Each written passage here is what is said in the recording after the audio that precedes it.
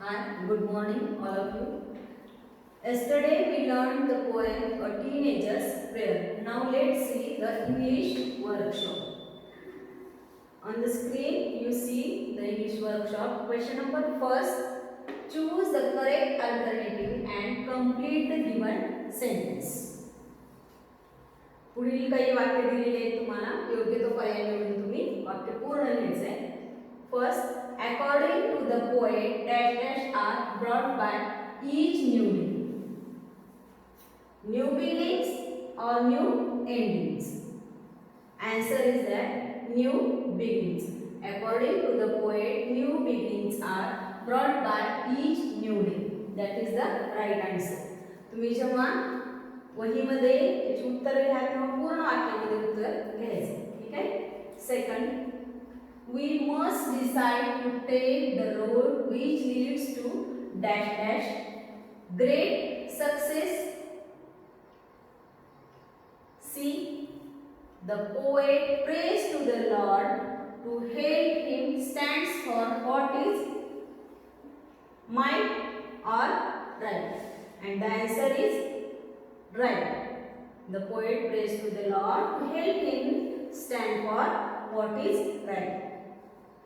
D. The poet wants to see that his teenage years have been the dash dash years of his life. Worst or best? Best. Okay. Then see the second question. Find and write the pairs of rhyming words from the poem. कवितेमध्ये आलेले काय करायचे तुम्हाला rhyme word शोधायचे आहेत आणि त्याच्या pairs इथं लिहायचे आहेत. इथं कविता तुम्हाला स्क्रीनवरती दिसते त्यानुसार तुम्ही लिहू शकता. In the first stanza we saw make take is the rhyme pair. In the second stanza success distress. In the third stanza the rhyme pair is see me. Write down in your notebook please. तुमच्या वहीमध्ये तुम्ही हे लिहून घ्या. And fourth stanza wait day is the rhyme pair. And then last stanza one more see me is the rhyme pair. Question number 3. What is the rhyme scheme of the poem? Choose the correct one from following options. पुढे तुम्हाला rhyme pairs दिलेले आहेत त्यापैकी योग्य ती pair scheme जी आहे rhyme scheme ती तुम्ही चूज करायची आहे. कवितेमध्ये कोणती राईम स्कीम आलेली आहे? First A A B B. Second option is A B C B. Third is second is A B C D. Third is A B C B. And fourth is A B B A. Which is the right answer? In this poem, A B C B is the rhyme scheme. लिहून घ्या तुम्ही तुमच्या वहीमध्ये. Question number 4 आता आपण पाहतोय. In the question number 4, match the lines in column A with the figure of speech in column B. In the column A, we see the lines in the poem, and that is in column B the name of figure of speech. Column A मध्ये तुम्हाला काही कवितेच्या ओळी दिलेल्या आहेत त्याच्या जोड्या तुम्हाला column B मधल्या त्या अलंकारांच्या नावाशी तुम्हाला लिहायचे. पहा इथे first line is that decisions I must make. Second, please open up my eyes, dear Lord. Third, travel down the darkened road. And fourth, I can choose to take the road of life. ह्या कवितेच्या ओळी आहेत आणि यानंतर इथं काही अलंकाराची नावं दिलेली. In this poem we saw the new figure of speech and the name is apostrophe. या कवितेमध्ये यावर्षी नवीन एक अलंकार आलेला आहे apostrophe. apostrophe म्हणजे त्याला मराठीमध्ये आपण परीक्षक संबोधन असं म्हणतो. जेव्हा एखादी मृत व्यक्ती कल्पना अमूर्त कल्पना ज्या आहेत ज्या आपल्याला दिसत नाहीत पण त्याविषयी विचार मांडलेले आहेत तेव्हा एखाद्याला उद्देशून वगैरे एखादं वाक्य आलेलं असतं तेव्हा कोणता अलंकार येतो? apostrophe अलंकार. परीक्षा संबोधन तुम्ही इथे लिहू शकता. इन्व्हर्जन, सगळ्यात पहिल्यांदा तुम्हाला इथं या अलंकाराची मराठीतील नावं आणि यांच्या डेफिनेशन माहीत असल्या पाहिजेत. इन्व्हर्जन व्युत्क्रम किंवा उलट्या पद्धतीने वाक्याची रचना असणारा अलंकार. Metaphor we saw the last year रूपक अलंकार and alliteration, alliteration म्हणजे अनुप्रास अलंकार. ते चारही अलंकाराची नावं तुम्हाला माहीत झालेली आहेत, त्यांच्या डेफिनेशन माहीत झालेले आहेत. आता आपण मॅच द पेअर्स बघूया. First, decisions I must do. कोणता अलंकार येतो इथं? आन्सर कोणता आहे? बी, इन्व्हर्जन. उलट्या पद्धतीनं वाक्याची रचना आलेली आहे. आपण कविता शिकत असताना पाहिलेलं आहे. इथं प्रॉपर ऑर्डर नाहीये, डिसिजन्स आय मस्ट मेक, म्हणून इथं काय आलेलं आहे? प्रॉपर ऑर्डर येते वाक्याची, आय मस्ट मेक डिसिजन्स, आणि उलट्या पद्धतीने वाक्याची रचना झाल्यामुळे इथं इन्व्हर्जन अलंकार येते. Second, please open up my eyes dear Lord. कोणती जोडी? Apostrophe. Dear Lord, O God, देवाला परमेश्वराने बोलवलेलं आहे. कवितेमध्ये नवीन जो अलंकार आहे तो म्हणजे ॲपॉस्ट्रॉफी अलंकार. थर्ड आहे travel down the darken road. कोणता अलंकार आहे इथं? अलिटरेशन. अलिटरेशन इथं दिलेलं आहे बघा. Alliteration is the occurrence of the same sound. Same sound is the very important words in this figure of speech. Same sound at the beginning of words in a phrase, sentence, etc. Such as that. इथं तुम्हाला example दिलेला आहे. That life is lived its very best. ज्यावेळेस कवितेमध्ये म्हणजे किंवा वाक्यामध्ये शब्दाच्या सुरुवातीचं जे काही अक्षर आहे त्याचा साऊंड सेम साऊंड एकसारखा येत असतो, त्यावेळेस कोणता अलंकार होतो? अलिटरेशन म्हणजेच अनुप्रास अलंकार. Find out more examples of the alliteration from the other poems in your book. तुमच्या पुस्तकातील इतर ज्या कविता आहेत त्यातील तुम्ही असे काही वाक्य लाईन्स जे आहेत त्या शोधून काढायचे आहेत. ते लिहिताना तुम्ही वहीमध्ये किंवा परीक्षेमध्ये लिहित असताना ती लाईन आणि त्याचा योग्य तो अलंकार लिहायचा आहे. तुम्ही क्रॉस किंवा फक्त ABCD असं लिहायचं नाही. ठीक आहे. And the last one is four. I can choose to take the road of life. I can choose to take the road of life. कोणता? एकच राहिलेला ऑप्शन इथं मेटाफर म्हणजे रूपक अलंकार. समजलेलं असेल. त्यानंतर क्वेश्चन नंबर 5 आपण बघणार आहे. लास्ट इयर आपण बघितलेलं आहे पण इथं वेगळ्या पद्धतीने आपल्याला पाहायला मिळतो बघा. Question number 5, elements of planning and interview. This activity is group activity. तुम्ही ग्रुप ॲक्टिव्हिटी करायची आहे. एलिमेंट्स घटक ऑफ प्लॅनिंग अँड इंटरव्ह्यू. मुलाखतीचे काही इतर घटक दिलेले आहेत ते तुम्ही ग्रुप डिस्कशन करायचं आहे. Form groups and discuss each elements of planning and interview and prepare notes on each elements. प्रत्येक घटक जो आहे इंटरव्ह्यू साठी त्या प्रत्येक पॉइंटवर मुद्द्यावर तुम्ही काय करायचे आहे? चर्चा करायची आहे. बघा फर्स्ट काय आहे? First is the most important format. Because of that interview format is very important. Structure काय करतो आपण? फॉर्मॅट म्हणजे त्याच्यामध्ये आपल्याला स्ट्रक्चर दिसून येतं. In this format there are 3 steps. आपण बघितलेलं आहे लास्ट इयरला 3 स्टेप्स आहेत. First is formal greeting. Hi, hello, good morning.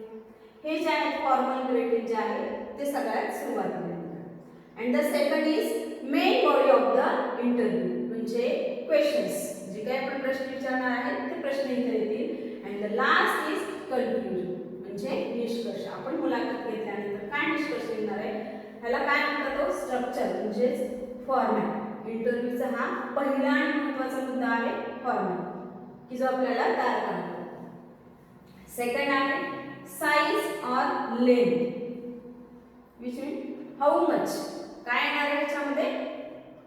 किती पद्धतीने इथं तुम्ही ही कोणत्या प्रमाणात ही मुलाखत तुम्ही काय करणार आहेत, वाढवणार आहे, साइज और length. In this point we know that the maximum 10 questions are there. Maximum तुमचे 10 प्रश्न इथं असावेत. कमी पण असू नयेत किंवा जास्त असू नयेत, म्हणजे त्या मुलाखतीची साइज निश्चित ठरली पाहिजे. And third is dos and don'ts. म्हणजे काय, रूल्स अँड रेग्युलेशन. मुलाखतीला काही नियम आणि अटी ह्या असल्याच पाहिजे.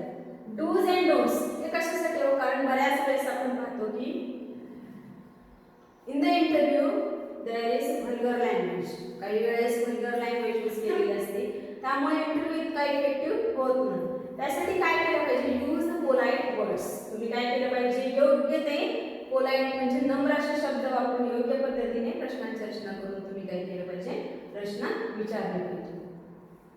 Use the proper words for the questions and you use the last you see type of questions.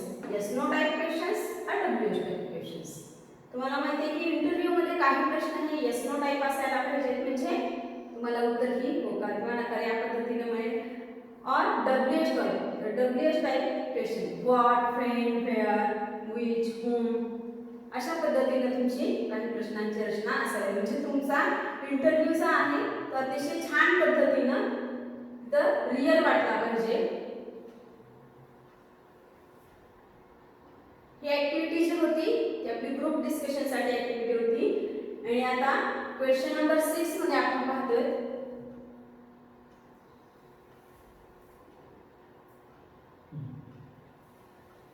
Question number 6. Prepare a set of 10 questions to interview any successful teenager. You may the following guideline. बघा इथे तुम्हाला काय करायचं आहे, एक interview साठी 10 प्रश्न तुम्हाला तयार करायचे आहेत. इंटरव्ह्यू कोणाचा घ्यायचा का, एनी सक्सेसफुल टीनेजर. तुमच्याच वयोगटातील म्हणजे किशोरवयीन एखाद्या मुलगा किंवा मुलीची तुम्हाला इंटरव्ह्यू घ्यायची आहे. अशा यशस्वी किशोरवयीन मुला मुलीची इंटरव्ह्यू घेत असताना तुम्हाला इथं गाईडलाईनसाठी काही मुद्दे दिलेले आहेत आणि त्यानुसार तुम्ही काय करायचं आहे, 10 प्रश्न तयार करायचे. प्रश्न समजला असेल. बघा इथं standard template for conducting and interview, म्हणजे तो फॉर्मॅट दिलेला आहे तुम्हाला. सर्वात महत्त्वाचा, आपण इंटरव्ह्यू घेण्यापूर्वी सुद्धा आपल्याला काही तयार करावी लागते, ती पण इथं तयारी तुम्ही केली पाहिजे. आणि नेमकं काय करावं लागेल इंटरव्ह्यू मध्ये घेत असताना तुम्हाला ह्या फॉर्मॅट मध्ये तुम्हाला हे सगळं दिसून येईल. बघा लक्ष देऊन. Name of the interview. Interview म्हणजे कोण, ज्याची आपण इंटरव्ह्यू घेणार आहे, इंटरव्ह्यू देणारा जो आहे ती व्यक्ती म्हणजे interview. Name of the interview म्हणजे कोण इंटरव्ह्यू घेत आहे, म्हणजे तुम्ही इंटरव्ह्यू घेणार आहे म्हणजे इथं तुमचं नाव येईल आणि तो जो देणार आहे त्याचं नाव. टॉपिक. आता आपला जो इंटरव्ह्यू आहे त्याचा टॉपिक म्हणजे सब्जेक्ट जो आहे तोही आपल्याला व्यवस्थित पद्धतीने माहीत असला पाहिजे. कन्फ्युजन त्यामध्ये असता कामा. Personal, recent, sports, business, music, art, education. म्हणजे तुमचा त्याच्या वैयक्तिक काही यशाविषयी तुम्ही काही प्रश्न हा इंटरव्ह्यू घेत आहे, रिसेंट विषय आहे, जसे की आता आपण बघतो कोरोनाविषयी एखादा जर इंटरव्ह्यू आयोजित केलेला असेल तर ते काही स्पोर्ट्स खेळाविषयी, बिझनेस व्यापार व्यवसाय, म्युझिक संगीत, आर्ट कला किंवा एज्युकेशन सुद्धा आपण इथे घेऊ शकतो. इथे सक्सेसफुल येतं त्यामुळं एज्युकेशनमध्ये येणार आहे. तुमचं टॉपिक काय असणार आहे, एज्युकेशन. व्हेन्यू म्हणजे काय, कोणतं स्थळ आहे, कोणत्या ठिकाणी हा तुम्ही इंटरव्ह्यू घेत आहे ते तुम्हाला लिहिता आलं पाहिजे, व्यवस्थित इथं मुद्दे मांडता आले पाहिजे. स्टुडिओ और TV channel, auditorium hall etcetera. म्हणजे काय, इथं तुम्ही स्टुडिओमध्ये हा इंटरव्ह्यू घेत आहे, टीव्ही चॅनेलवरती हा तुमचा इंटरव्ह्यू दिसणार आहे किंवा तुम्ही घेत आहे, किंवा एखाद्या हॉलमध्ये तुम्ही हा इंटरव्ह्यू घेतलेला. म्हणजे ठिकाण सुद्धा खूप महत्त्वाचं आहे. देणारी व्यक्ती, मुलाखत घेणारी व्यक्ती, तुमचा विषय आणि तर तुम्ही कोणत्या ठिकाणी हा इंटरव्ह्यू घेताय हे मुद्दे खूपच महत्त्वाचे आहेत. डेट, कोणत्या दिवशी तुम्ही हा इंटरव्ह्यू घेताय. टाइम सुद्धा तुमचा फिक्स पाहिजे, जेणेकरून तुम्हाला योग्य तो पद्धतीनं ठराविक वेळेमध्ये हा इंटरव्ह्यू सादर करता. ड्युरेशन, तुमचा जो कालावधी आहे हा खूप महत्त्वाचा जास्तही नसावा आणि कमीही नसावा. Total 10 questions. तुम्हाला काय मॅक्सिमम 10 प्रश्न इथे विचारायचे आहेत. फर्स्ट मिक्स प्रश्न हे कशा पद्धतीने असतात इथे दिलेले आहेत बघा पॉईंट तुम्हाला गाईडलाईनसाठी. Mix up of yes no and WH questions. तुम्हाला एस नोट टाईप प्रश्न विचारावे लागतील आणि काही डब्ल्यूएच क्वेश्चन तुम्हाला विचारतात. Second, place a proper background before every questions. हे खूप महत्त्वाचं आहे. प्रत्येक प्रश्न विचारत असताना तुम्ही काय केलं पाहिजे? अ प्रॉपर बॅकग्राऊंड. तुम्हाला प्रश्न विचारण्यापूर्वी पार्श्वभूमी जी आहे ती तयार केली पाहिजे. तरच तुमचा इंटरव्ह्यू जो आहे तो काय नॅचरल आणि रिअल वाटेल. नाहीतर फक्त प्रश्नांची उत्तरं जर केली तर ते फारसं इंटरेस्टेड वाटत नाही. ज्यावेळेस तुम्ही अशा पद्धतीने नॅचरल पद्धतीनं अगदी सहजपणे ओळखते पद्धतीनं ज्यावेळेस हा इंटरव्ह्यू घेता त्याची पार्श्वभूमी तयार करता प्रत्येक प्रश्नापूर्वी त्यातील कन्क्ल्युजन वगैरे काढून तुम्ही प्रश्न विचारत असतात तेव्हा ते जास्त इफेक्टिव्ह होतं. तुम्हाला तशी पार्श्वभूमी तयार करता आली पाहिजे इंटरव्ह्यू पूर्वीच. Conversation should sound like a real interview. आणि तुमचा आवाजही तशा पद्धतीनं तुमचं जे काही संवाद आहे ते तशा पद्धतीनं आवाज वगैरे असले पाहिजे. योग्य त्या पद्धतीने तुमचा इंटरव्ह्यू हा झाला पाहिजे. Avoid very personal questions. हे खूप महत्त्वाचं आहे बघा. व्हेरी पर्सनल क्वेश्चन्स असू नये. कारण बऱ्याचदा काय होतं आपण एखाद्याची हाईट एखाद्याचा कमकुवत मुद्दा जो आहे किंवा व्हेरी पर्सनल प्रश्न विचारल्यानंतर तिथं तो इंटरव्ह्यू हा तेवढा सक्सेसफुल वाटत नाही. विनाकारण काही गोष्टी या समोर येतात आणि त्या इंटरव्ह्यू देणाऱ्याला आवडत असतात. म्हणून असे प्रश्न विचारायचे. Avoid very personal questions. Avoid very casual and cheap and vulgar language. उद्धट आणि अतिशय विचित्र अशी तुमची भाषाशैली असता कामा नये. कारण भाषाशैली खूप महत्त्वाची आहे. प्रोफेशनल ज्यावेळेस तुम्ही इंटरव्ह्यू सादर करत आहे तेव्हा तुमची भाषा ही तशाच पद्धतीची असली पाहिजे. उद्धट किंवा मुलाखत देणाऱ्याला ऑकवर्ड वाटेल अशा पद्धतीची तुमची जर भाषा असेल तर तो इंटरव्ह्यू लास्ट जो आहे त्याचं कन्फ्युजन तसं होणार नाही की जे तुम्हाला पाहिजे आहे. इंटरव्ह्यूमधून आउटपुट तुम्हाला व्यवस्थित आलं पाहिजे. त्यामुळे ह्या सर्व गोष्टी तुम्हाला इंटरव्ह्यू घेण्यापूर्वी तयार कराव्या लागतील आणि तुम्ही काय करायचं आहे तशा पद्धतीने 10 प्रश्न तयार करायचे आहेत. हा क्वेश्चन नंबर 6 जो आहे तो तुम्हाला होम असाइनमेंटसाठी आहे आणि ह्या गाईडलाईननुसार तुम्ही काय करायचं आहे असे 10 क्वेश्चन्स एनी सक्सेसफुल टीनेजर्स जे एखाद्या यशस्वी किशोरवयीन मुलामुलीची इंटरव्ह्यू घेण्यासाठी असे 10 प्रश्न ह्या फॉर्मॅटमध्ये तुम्ही तयार करायचे आहेत. तुम्ही वहीमध्ये घ्यायचे आहेत आणि ते राईट डाऊन केल्यानंतर त्याचा स्क्रीनशॉट मला पाठवायचा आहे. Okay. You understand? And after the question number 6, there is another activity, and the activity is appreciation of the poem. Let's see on the screen. In our activity sheet, the question number 3B is for appreciation of the poem for 5 marks. आपल्या activity शीटमध्ये 5 मार्काकरता appreciation आपल्याला येतं. There are 5 points involved in this question. 5 मुद्दे याच्यामध्ये येतात. बघा कोणते मुद्दे आहेत. Points. First is the title of the poem. Credit goes to half mark.